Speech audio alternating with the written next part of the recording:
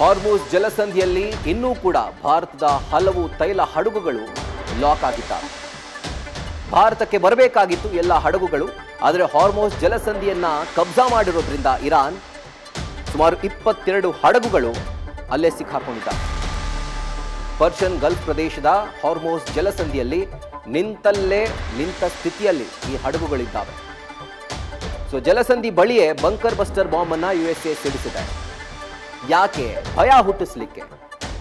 And Hormuz ಜಲಸಂಧಿಯಲ್ಲಿ normal ಸಂಚಾರ ಆಗಬೇಕು, ಸಾಮಾನ್ಯವಾಗಿ ಯಾವ ರೀತಿಯಾದಂತಹ ಒಂದು ಸಂಚಾರ ಇತ್ತೋ ಆ ಸಂಚಾರ ಆಗಬೇಕು, ಇರಾನ್ ಅದಕ್ಕೆ ದಾರಿ ಮಾಡಿಕೊಡ್ಬೇಕು ಅನ್ನುವಂಥ ಒಂದು ನಿಟ್ಟಿನಿಂದ ಈ ಒಂದು ಬಂಕರ್ ಬಸ್ಟರ್ ಬಾಂಬ್ ಅನ್ನ ಅಮೆರಿಕ ಹಾಕಿರುವಂಥದ್ದು.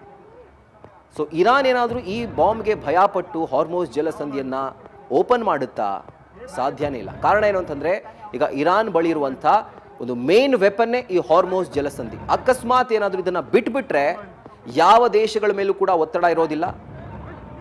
ಒತ್ತಡ ಇಲ್ಲದೆ ಇರುವಂತಹ ಸಂದರ್ಭದಲ್ಲಿ ಆ ಎಲ್ಲ ದೇಶಗಳು ಅಮೆರಿಕ ಮೇಲೆ ಒತ್ತಡ ಹಾಕಿ ಯುದ್ಧವನ್ನು ನಿಲ್ಲಿಸಿ ಅಂತ ಹೇಳುವಂತಹ ಸಂದರ್ಭನೇ ಬರೋದಿಲ್ಲ.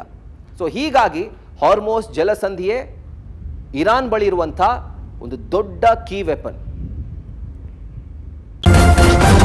ನ್ಯೂಸ್ ಫಸ್ಟ್, ನಿರ್ಭೀತಿಯಿಂದ ನಿಮ್ಮ ಪರವಾಗಿ.